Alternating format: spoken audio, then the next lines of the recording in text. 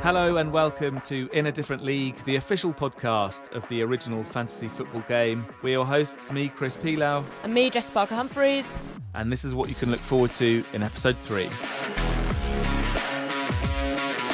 10 games into the Premier League season, we will take our usual look at the big hitters, strugglers and hidden gems ahead of game week 11 coming up this weekend. We're joined by our first ever Fantasy League chairman guest. Phil Honey looks back on nearly 30 years of the Mange League. And we will have your questions answered in part 3, tips and advice you need to put yourselves, as ever, in a different league. Right, so Jessy, recording slightly earlier in the week this week, closer to the weekend actually that's just been, which means that I'm full of regret, and it really plays with your emotions, this game. And I found myself on Sunday kind of at half time, not even by the end, but just sort of looking at all of these games, being like, where am I? What am I doing? Full of regret. I got 2 points. What a terrible weekend that just went by. The Garrett Lane Wines Fantasy League. That's how we're opening for Peel's Old Boys. How did you do?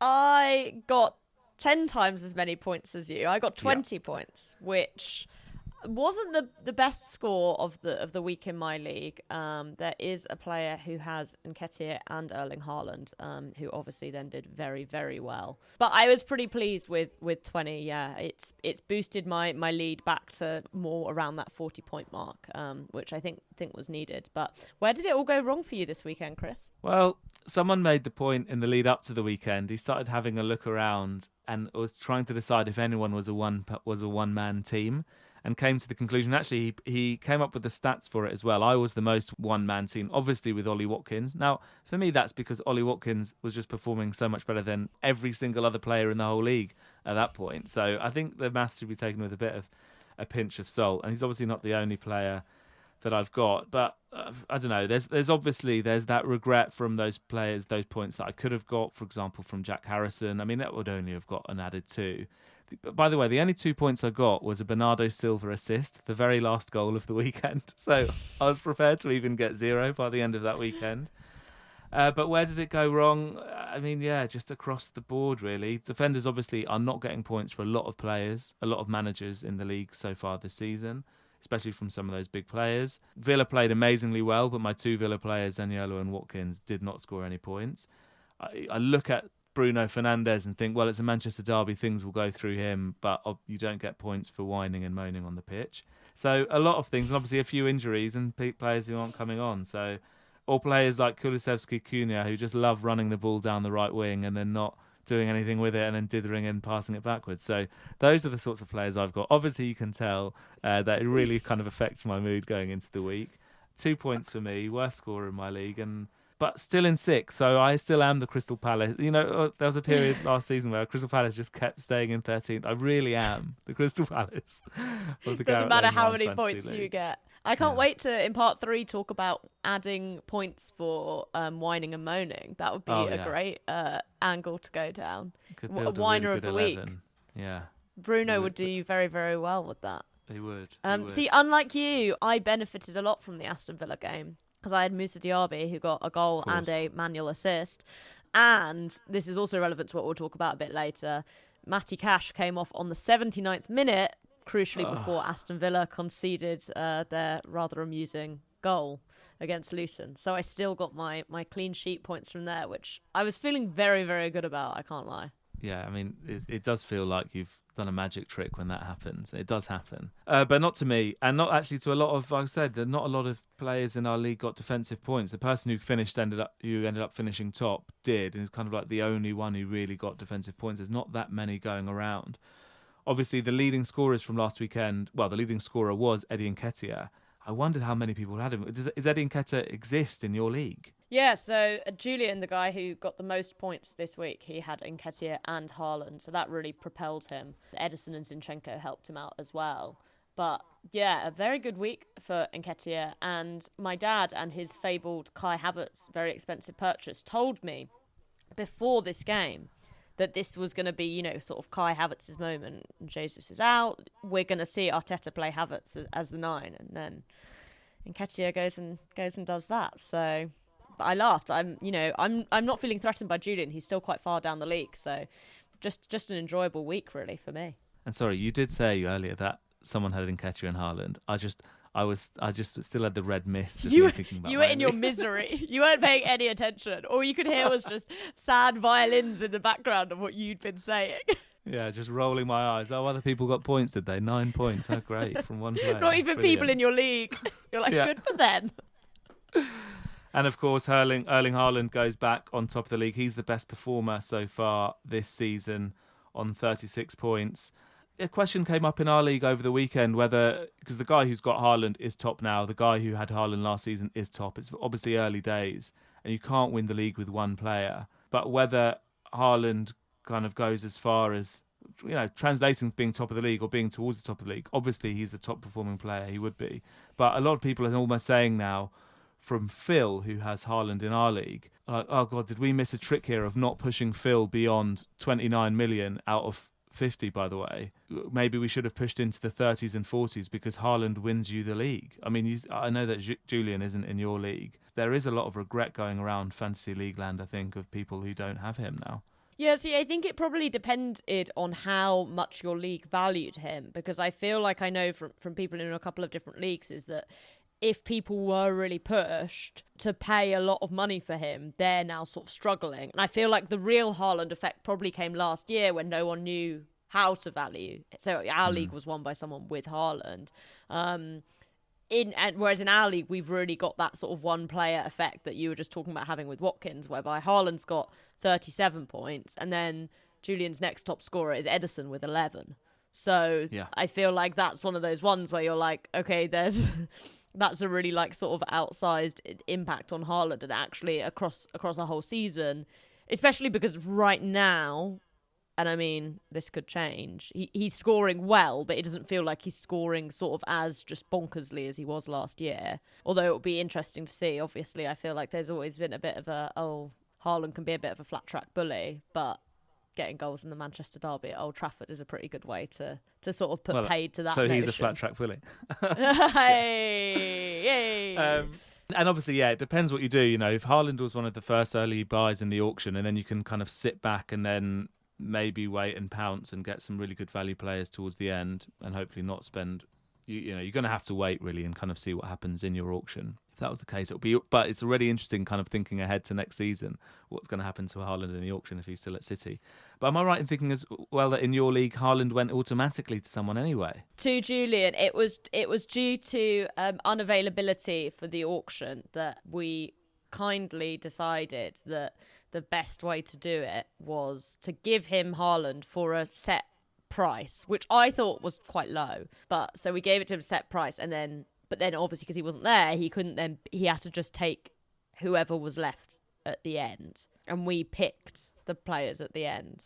Yeah, it's been a bit of a different one. We haven't really had that experience of like a live auction for Haaland, and I think that would have made things quite different. But I will say I think it also made it quite fun to then take that player out of the pool, basically, and be like, he's not available. You sort of all got to immediately decide who you're going for instead. But yeah, it will be interesting for us, I think, to see next year what happens with that. Yeah, with him and whoever all the big hitters are. And obviously, years in the future, let's wait to see how much Jude Bellingham goes for if he ever comes to the Premier League. But looking ahead to this weekend, another bit of regret, actually, that I had looking into last weekend, kind of as we look ahead now to game week 11. I spoke about on the last podcast, some people, I said, look out for Wolves, they'll be quite attacking, and look out for these people, and Leon Bailey and Jack Harrison, obviously. And it's starting to really annoy me that somewhere in there, like I said, I don't trust myself last week, somewhere in there is the right thinking, the right fantasy league thinking. Newcastle, I brought up as well, the fact that, and it's worth noting that Tonali and Jacob Murphy are now not available for Newcastle. I had a quick look at the stats with Neil last week, and Tonali was the most transferred out player last week going into game week 10. Obviously, he's not going to be available anymore, but there will be some teams who aren't able to make those transfers. They don't have weekly or monthly seal bids. So starting to see some players starting to disappear, and Neto for Wolves is another player that I mentioned. But yeah, looking ahead, there are some really tasty fixtures coming up this weekend. It kind of feels like every game needs a statement win. I don't know how you feel. Obviously, it does every weekend. But starting straight away with Fulham against Man United, two teams that have been underperforming. And there might be, I don't know, I think there could be some interesting points that are picked up across the board this weekend. Are there any? Over to you now, Jessy, to make your predictions for the weekend. But are there any teams that are drawing your attention? Brentford, maybe? Yeah, I didn't want to have to talk about that one. I mean, I didn't think Brentford were amazing. Chelsea, I just thought were also rubbish. So I'm not sure I'm going to pick Brentford to start doing fantastically. But one game I think is interesting will be Everton-Brighton, because I feel like Everton generally have had results probably worse than their performances, but they got that win over West Ham. Dominic Calvert-Lewin back scoring. Not that I'd want to rely on him to be around for anything more than a week. At home against Brighton, who continue just to be a little bit... I feel like obviously they started the season, they looked really good. They were coming off the back of, looking fantastic ever since sort of De Zerbi came in. They conceded that equaliser to Fulham this weekend, who, I agree with you, feel like not a great team right now. And I feel like that could be an interesting one, because I think Brighton really actually need sort of a good Premier League result. I mean, I know, for example, they were beating Ajax midweek, but Ajax are pretty rubbish at this point. So I think that could be a really interesting one, because it feels like Everton could sort of spring a surprise in inverted commas. And then Tottenham-Chelsea obviously is the Monday night game, and for me personally is probably the standout fixture of the weekend. Tottenham obviously top, Chelsea not great, but I still am sort of holding on to like some of the performances have been better than some of the results, and I think Chelsea have looked better against better teams. So against Liverpool, against Arsenal, than they have against some of the mid-table teams, which is strange, because that's what they should be used to at this point, because they are a mid-table team themselves.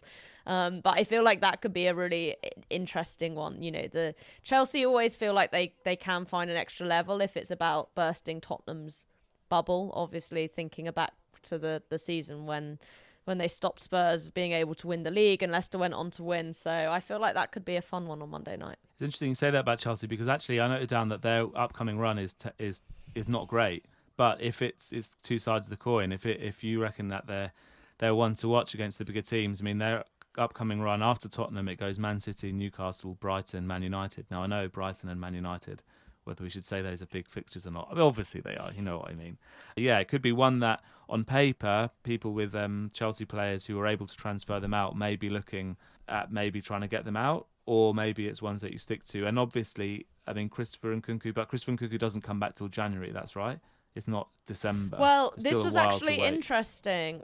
Pochettino said that he sort of potentially could be back after the November international break, which is a lot earlier than had been implied previously. Now, I don't know if that's just trying to bring a little bit of positivity to a camp that doesn't necessarily have lots at the moment. But I think he is sort of back on grass. But it will be very interesting, because obviously Nkunku is probably one of the few sort of world-class players Chelsea have, and he looked amazing in pre-season before he got injured. But we also know that traditionally, players who come from the Bundesliga sometimes take time to warm up, don't always look good in the Premier League as they have in the Bundesliga, and he's now sort of in this position of having to come into a team halfway through, and a team that really needs someone to score goals. So I don't know how much that pressure might sort of tell on him, but I think it will be a big boost to Chelsea's attack regardless. Yeah, and then obviously Spurs, who kind of showed that they could win ugly last weekend against Crystal Palace. Son is having an amazing season. You know, all the Son owners out there, I think he's already scored. Well, he's nearly scored as many as he had the entirety of last season. And the Spurs kind of need to capitalise now. It'll be interesting what happens to Spurs when he goes off to represent South Korea, and they've also got some African players going off to African Cup of Nations. But it's kind of, how long will this run keep going for Tottenham? It's amazing. And on a weekend where Harry Kane, in our league, someone bought Harry Kane at the start of the season. So it gets Same shared whenever Harry Kane scores a goal. Oh, brilliant, 3 points for Harry Kane for Bayern Munich this weekend. But it's the perfect scenario for Spurs. He's gone. He's having a great time. It's great for England. It's great for Tottenham. It's great for Son. Maddison's come in and kind of replaced Kane. Everything's going really well at Tottenham. I just don't know how long it's going to last. Yeah, I mean, just listening to all of that makes me feel a bit unwell. But I don't know. I am a bit skeptical of how long it can last. And they're just fun, aren't they? It just feels like an enjoyable vibe. And I think it's funny because I do wonder if sort of the pressure that is maybe on Ten Hag, and I think to a slightly lesser extent Pochettino, has been increased by the Ange Postecoglou effect, because you've got this club who lost their best player, had a new manager come in, and it just feels like he's given almost everyone there a whole new lease of life, and feels like at United and at Chelsea, like that's not really happened. And, you know, with United, I guess it's even more damning given how long Ten Hag has been there. I guess the other question I'd ask, is there any sort of fixtures maybe towards the bottom of the table where potentially there are some out there picks? I guess actually one which isn't really a bottom of the table, but a team we've talked about already is Forest playing Villa. Feels like Villa really are in good goal-scoring form, and Forest struggled against Liverpool at the weekend. This could be your moment, Chris. You could be on next week saying, I finished the week on 30 points because Ollie Watkins scored 10 goals against Forest. Maybe. I mean, Villa have had the last 2 games playing at Villa have got a very, very good home record. Their away record isn't disastrous, but it's just very good at home. And that Forest are one of a few teams who will be looking at these home fixtures now coming up on the weekend. I can't imagine that. Well, maybe I can because they've been playing so badly. But Sheffield United, Burnley, Forest, and Luton. It feels bad to put Forest in the same category as those. They're all playing at home. Are they all going to lose their games? I'm not sure. Like I said at the start, it kind of every game like needs a statement win. Sheffield United, Burnley, and Luton absolutely do need to start getting something out of their games now. Forest, it wouldn't be the biggest shock in the world if they got something against Villa at home. I've got Callum Hudson-Odoi at Forest, but he's been out the last couple as well. Again, something that's not been going well for my team. But I don't know. It's whether you do look at those other 3 promoted teams as well, or do you just discount them completely? We've been saying it since the start of the season, really. And Sheffield United especially look quite poor. Yeah, it feels hard to really, with sort of any of those teams, look for bright sparks. Even with Forest, Taiwo Awoniyi obviously started the season in fantastic form, and that's sort of slipped away as well. So it does feel like this is a year whereby there aren't those sort of gems that you could maybe find around bottom teams who, okay, the teams weren't going to do very well, but they were going to still manage to get 10 goals across the season. It feels like quite bleak, I think, in terms of looking for those kind of players, which does make it harder, right? Because then everyone's sort of shunted back up to the top of the table to try and find point scorers there. One more game as well, Brentford, West Ham, is kind of see it as the 2, ones to look out for, but these will be players that absolutely are in people's teams, in Brian and Bomo, but also in Jared Bowen, because Mikel Antonio has not been playing that well at all really for West Ham as sort of like the trusted number 9.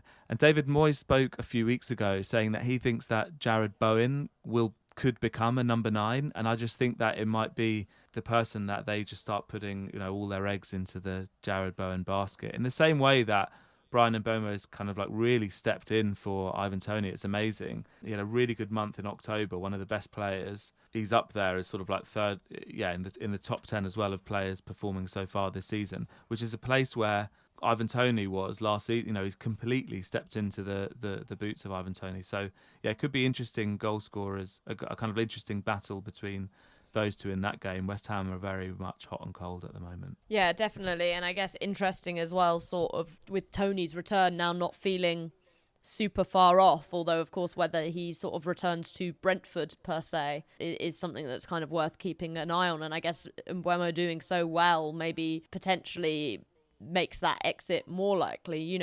I feel like I was listening to another podcast and someone was sort of saying, maybe you hold on to Tony just because the money you'd even get for him is worth not getting like drawn into a relegation battle or something like that. But I think if you're Brentford right now, you're not really worried about that at all. So I can see entirely why you'd look potentially to cash in, given how your players are performing right now. On Brentford, is Neil Maupay in existence in your league? I feel bad to laugh at a player. When he kicked the ball away in the Chelsea game, my head was hot. My head was really hot at that point. No, I don't think anyone's got Maupay. I think everyone is aware now that is. Has someone got him in your league? Have you got him? No. I was like, this would explain everything. if He you may put have been Neil on a Maupay. long list and a short list of ones to consider at one point, but no. I don't have any Brentford players. I don't think I've ever had a Brentford player. Maybe I should be looking, but not at him. No, he doesn't. He looks shot for confidence.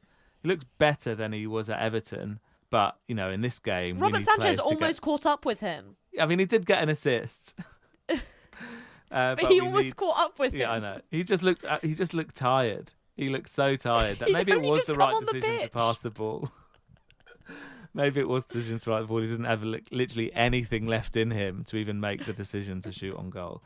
But if he's going to start scoring 3 points, then he needs to start taking more and better shots at goal. The poor guy. Anyway, maybe I will have to turn to him. Who knows? Very interesting and exciting game week 11 coming up, spread between Saturday and Monday night, which finishes between Tottenham and Chelsea. There's also League Cup fixtures in midweek that either have happened, are happening, or about to happen. No doubt all your Premier League players score loads of points in those games and then use up all their goals and not have them in the Premier League over the weekend, I'm sure.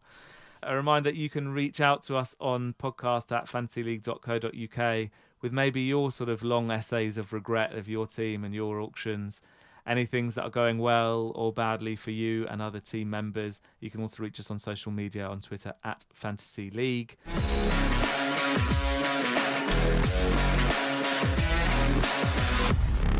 So one of the main reasons, obviously, this podcast was set up is we want to find out all about the brilliant different leagues out there. We've started off so far. We've heard about Chris's league. We've heard about my league. And we are delighted to have our first non-pod guest on this week to talk about their league. We're joined today by Phil Honey, who's been playing since 1995, an experienced head, shall we say, in the fantasy league world. So Phil, firstly, thank you for joining us. Thank you, Jessy. Thank you, Jessy and Chris, for having me on. I think we should probably start by just asking how, why, what fantasy league all those years ago. I think it happened, as I say, 95. It was actually the January. So the whole concept had been going a little while. And I got the call from my older brother to say, we're doing this fantasy league thing.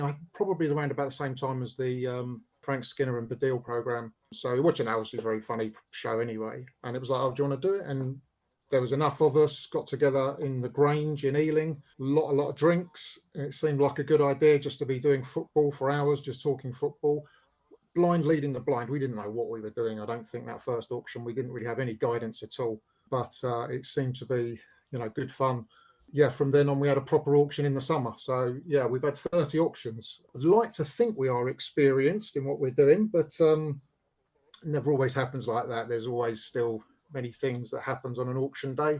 I'm very quite proud of our league, really. It's always good fun, always very, very competitive. And we have the same old jokes every auction day. So loved it for a long time now. You started back then and halfway through a season as well. And obviously it's changed a lot. We spoke with Jessy last week about how Jessy's dad started back then and how it must have evolved a lot since then. You've seen the evolvement yourself since back then, obviously pre-website and everything. Oh, yeah. Give an insight of how it used to work back then at the very beginning. Obviously, you get your head around it in January, but then you get going in that summer one. How did it actually work? Obviously, no website back then. So, yeah, in those days of like the mid-90s, I can't remember if it was by post or by fax. I mean, fax machines were about. I remember, so my brother did that first auction and then he just couldn't be bothered to do it from then on. He played, but I took up the reins because it took a bit of organisation. He got fed up with people phoning him up and saying, like, where am I in the league and all this sort of thing. So I was in a position where I could take that league. And we used to, obviously, you'd have a rough idea how well you did over the weekend.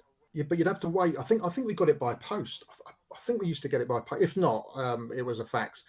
And then I would literally photocopy that report that would come out, and I would post it out from work. I'd obviously use their postage. I'm not going to pay for that. So for a bit of free postage from work and send it out to everyone. So, almost by the end of the week, they realised what they had the week before. Making substitutions, I think, I'm pretty sure, every player had their own sort of like 3-digit code, and you'd have to go through the rigmarole of phoning up the automated transfers, real dedication. It took proper work then to do transfers and substitutions, just even getting the report. It was a lot of work back then. So yeah, the involvement, the internet, the website, all that sort of thing has helped massively. We had email back then, and we used to have a dedicated manager who would be, the bid manager. We'd send in our bids. On a Friday morning, they'd do normally a quite funny email to tell everyone who they'd won and who they hadn't won. It was like that. So we didn't have to have a sealed bid engine. And some of our rules, I suppose, are sensitive to how it was back in those days. So on the sealed bid engine now, you kind of like have to nominate a player to go out to bring a player in. Obviously, with emails, you didn't have to do that. As long as our rule was, as long as you bid for a player, you have to have him in your squad. We used to have it so that you could like wait until, as long as it was before the first kickoff of that weekend's games, you could select whoever you wanted to move out. So we're sensitive to that. So you can nominate one of your players, but if you suddenly change your mind just before the kickoff of that first weekend, you can sort of swap them back out. So we're sort of sensitive to some of that and the timing of that sort of thing. But back then, I suppose we had a budget of 50 million, which seemed a lot back in those days. And it was only really last season that we've upped it to a 500 million pound budget. So it's all relative. It doesn't really matter. We just multiplied all our numbers by 10. It was a lot easier to do that. But I feel like we're a lot more 21st century now. Yeah, we had a similar thing. We were 50 million for a long time, but used to be able to bid with halves. So we went to 100 because obviously then you don't have to do the decimals. I don't really know why we were doing it that way around. But again, I guess, a legacy from when players, it was more relevant before the massive inflation on transfer fees in real life. Yeah. Obviously, last week I was talking about my league, which is very much a family affair. And you've mentioned your brother already, but I believe your league is also a bit of a family affair too. It is, yeah. I've had my son has joined the league. He joined 3 years ago, and he's won it the last 3 years. So that hasn't. I don't know how well that's gone down with the rest of the league. It's like, because we've won 6 of the last 7 seasons. So the Honey name sort of is in the Hall of Fame on our league quite a lot. So luckily he's had a stinker this year, so he's right down the bottom. And my brother-in-law used to have to dial in from San Diego. He was living in San Diego for 10 years, so technology was great. Obviously, we wouldn't have been able to do that back in the day on a normal auction day. And we've got a player who dials in from Thailand.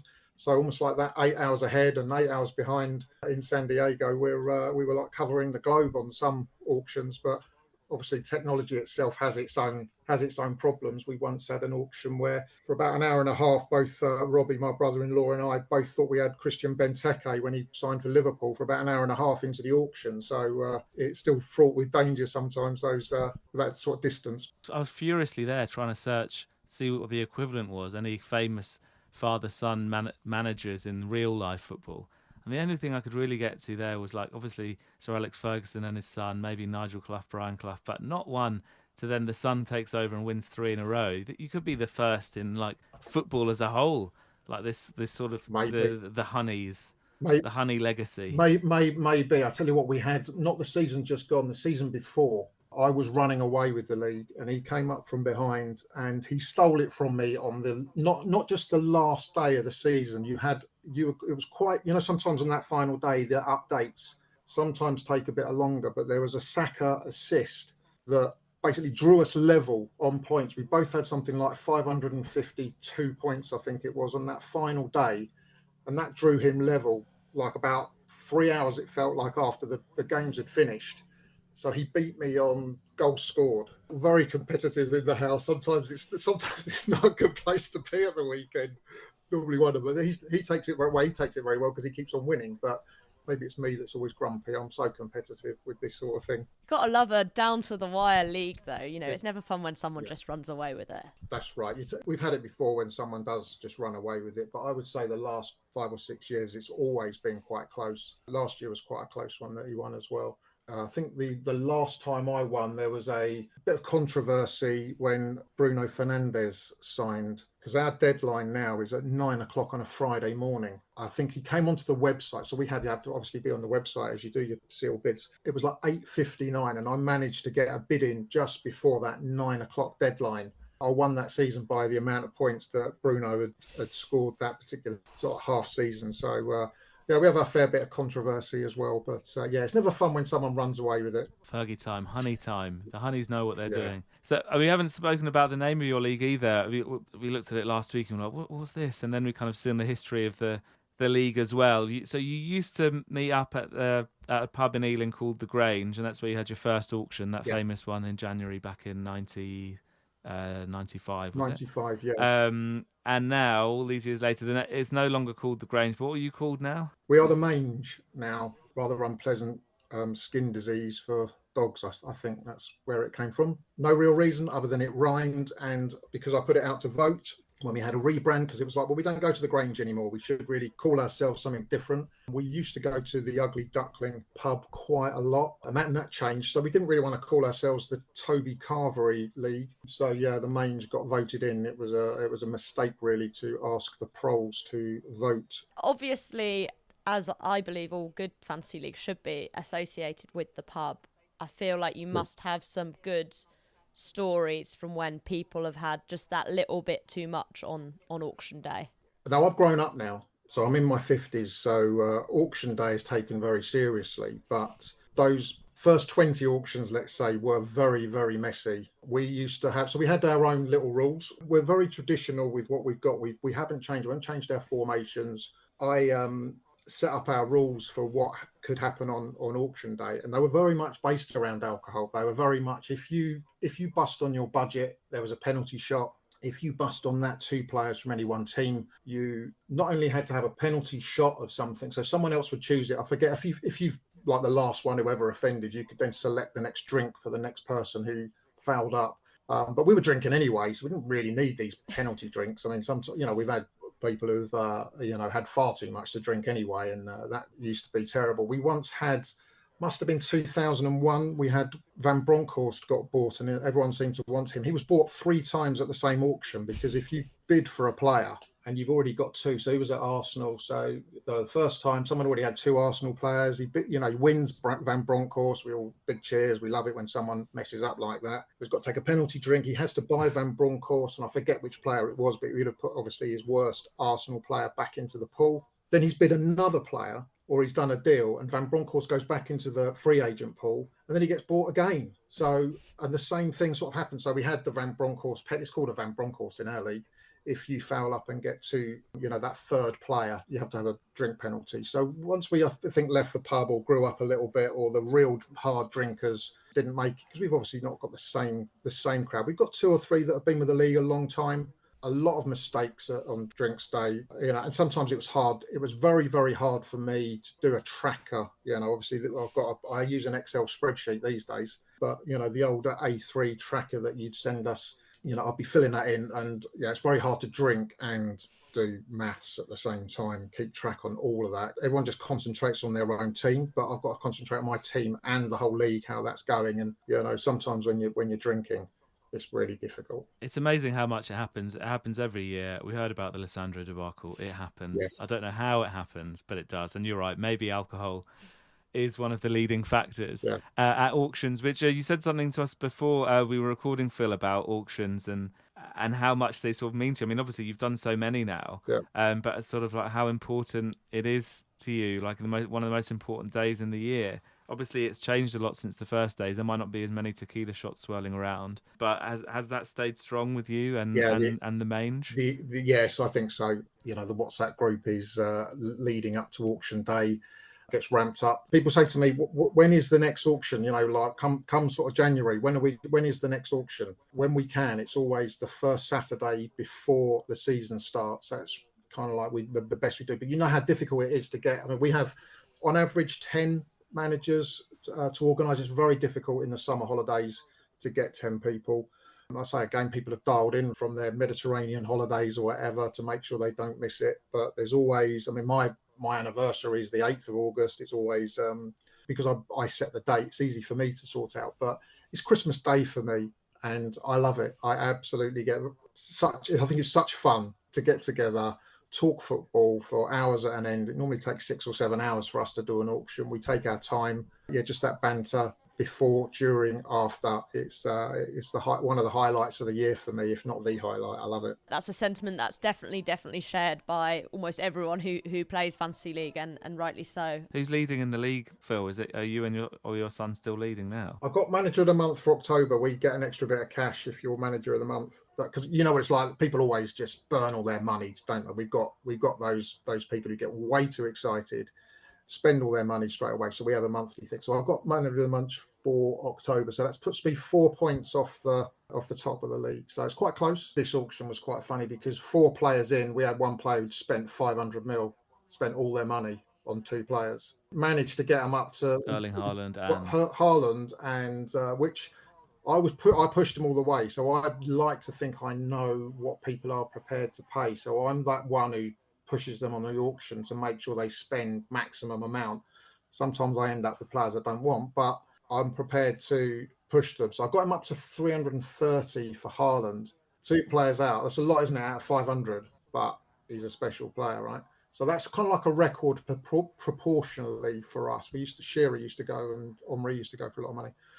And then 2 players out, he just went balls out. He had 170 left, and he went Son, 170 mil, and no one was prepared to, go more than that. And then obviously he was very quiet for the next 4 hours, but he's not bottom. He picked up some good frees. It's a tactic, so you've got to admire that. I broke the cardinal sin of having 2 strikers from the same team. I don't think I've done that. Back in the day, we'd have Shearer and Sutton were always quite good to have together because they were banging the goals in. So I've got Nunes and Salah, but they're doing well. So that's kind of working out for me. But that's a bit of an unwritten rule not to have 2 strikers from the same team. Because we have that, we're, like I say, traditional. We don't have 3 strikers up front. We don't play that formation. I think the one thing, and if there was ever going to be a thing to get back to the people that do the scoring on this, so we don't do the customized scoring. We stick to clean sheet, assist goals. Yeah. Timing of a clean sheet. We want that to be 60 because it's so difficult. If you're going to be smiling on this, it's got to be 60 minutes. You want it to be less. 60 minutes for a clean sheet. If you get there, if you let a goal in on the 61st minute, then fine. But it's those defenders that come off after doing, like, it's the Zinchenko thing you were talking about the other day. It makes it so exciting that it's sort of around that time. But because of the way there's so much more substitutions going on these days, because also it's a little bit extended, these games, there's that extra bit of time on the end. It makes it, what it is it just devalues the defenders just that little bit too much. And I think it'd be better, was a little bit more sensitive to that, because it is very much about strikers. They go for the big money, apart from Trent, maybe. Just my little thing, really, to say that's the one thing on that scoring. And there is absolutely no way we're going to have scoring defensive midfielders. There's absolutely no way we're going to have that ever in our league. Not if I've got a voting voice in it anyway. If it came in, you would add customizable scoring just to make it 0, just so that it would. Yes, okay. That's right. Yeah, there's no way we're doing that. Well, I think it's good fun to have people who love Declan Rice buying him, although he actually does pop up for goals every now and then, doesn't he? Next week, we'll be joined by a very special guest, Paul of Shanters and Slapper Premier League Alliance, who was the co-editor of the 30-point Weekend Fantasy League fanzine back in the day.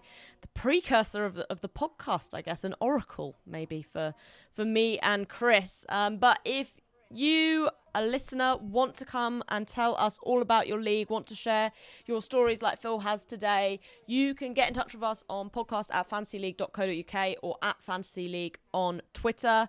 Phil, once again, thank you very much for joining us. Thank you very much for having me.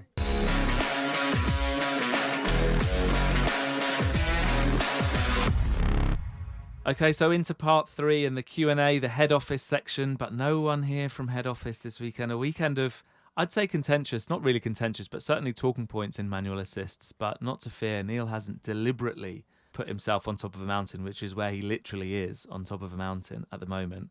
Cannot be with us today, but we can still sort of dissect a couple of these issues and talking points from the weekend gone by. There were quite a few manual assists that went in, and I think, some of them are very self-explanatory, but I'd never really kind of been one to be drawn into this discussion, but it's ever since we spoke about it last week and whether those handball ones should count as assists, which I think they absolutely definitely shouldn't.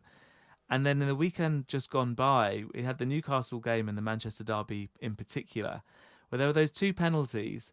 Both Fabian Schär and Rodri players kind of both running away from goal, or not running towards goal, not sort of like making any attempt to go for goal, and then pick up an assist. And it just started to question myself on that, being like, are those really assists? I don't know how you feel about it, Jessy, but Shah's one in particular, there's obviously big question marks whether that should be a penalty, but he is literally running away from goal, or the ball is like moving away from a goal. It's not an assist towards a goal. I don't know how I feel. I'm in two minds now. Yeah, I do know what you mean, and I can see why it doesn't feel. It feels like we're getting to the philosophical heart of what an assist here is. We're like into our metaphysical era.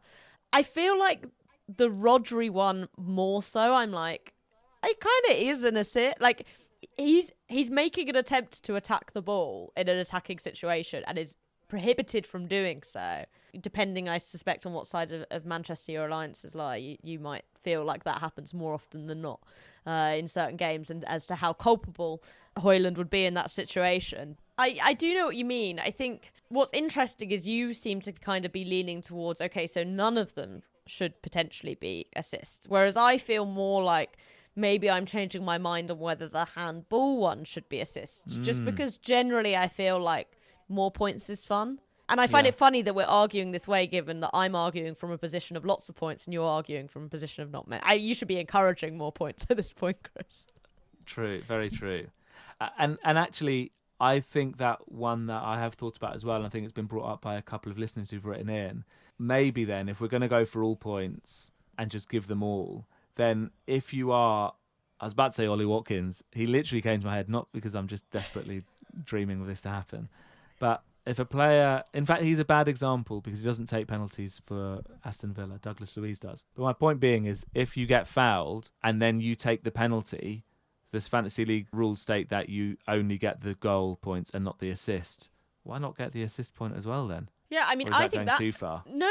I think that makes more sense, because it feels ridiculous that if, for example, what happened to Rodri had happened to Haaland, that Haaland wouldn't get the points. Like the points then wouldn't exist, because it's the same action. It's contributed to getting the penalty. Why just because you take the penalty?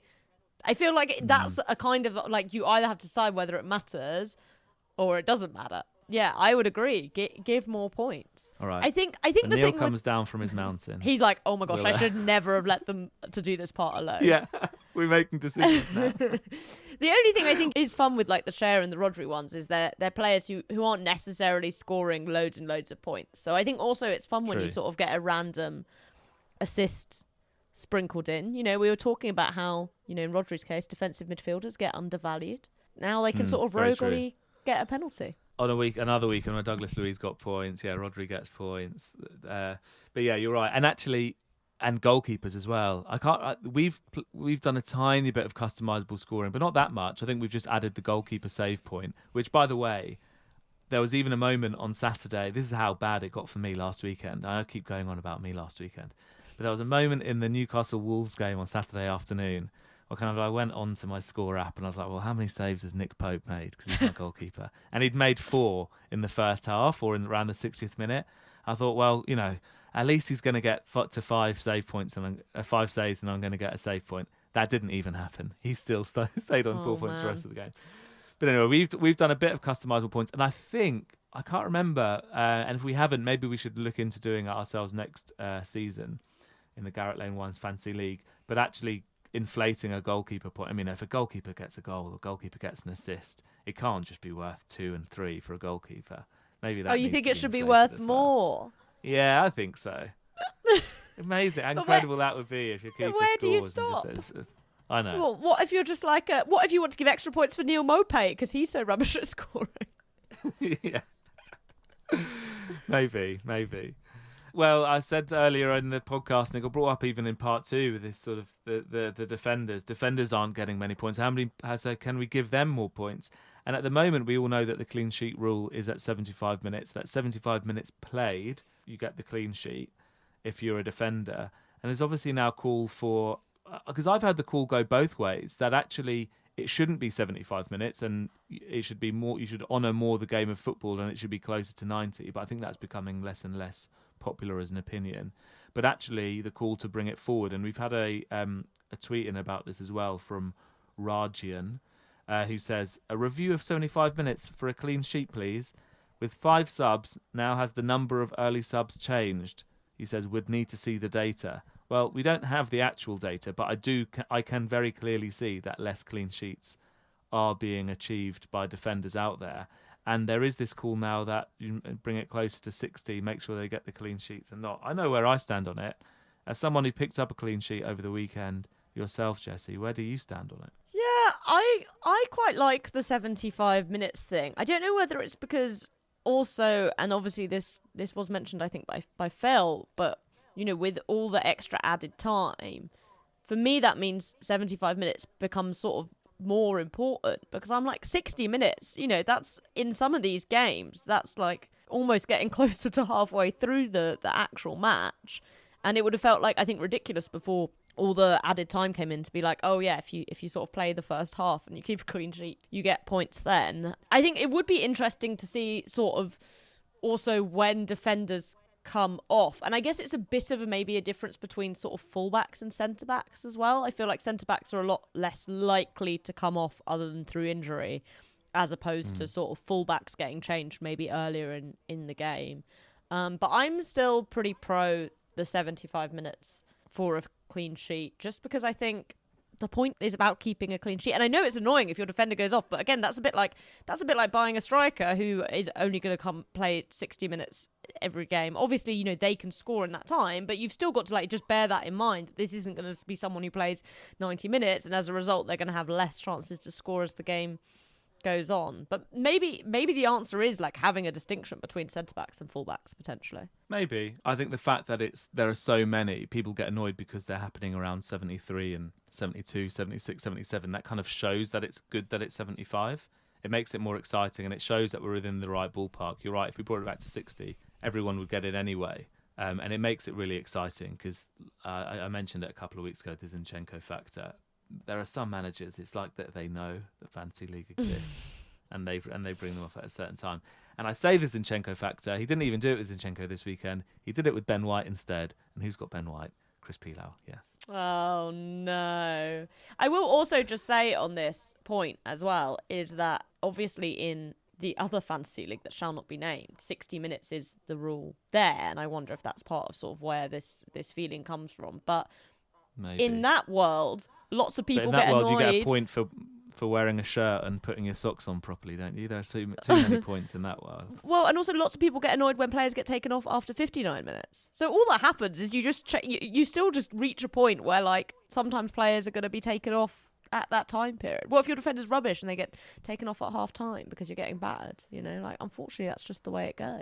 Exactly. And like I said, I think defenders are difficult to judge this year. You can have the best defenders in the league. You could have the Man City defenders. You don't even know if they're going to be playing. And some of the other, really strong defences, they're conceding goals. It's made it more exciting, but also frustrating. We appreciate how frustrating it is, but sometimes frustration equals excitement.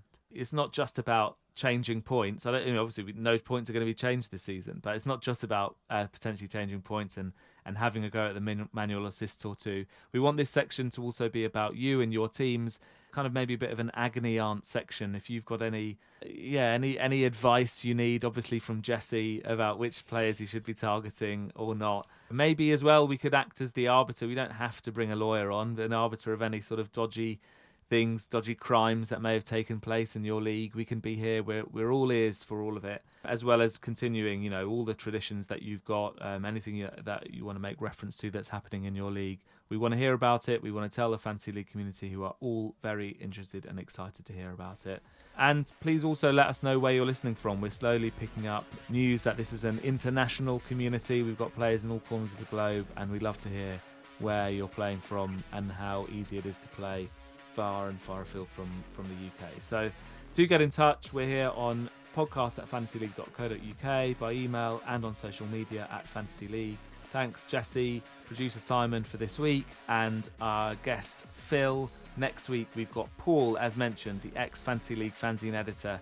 So lots to discuss with him. Looking forward to it already. See you next week.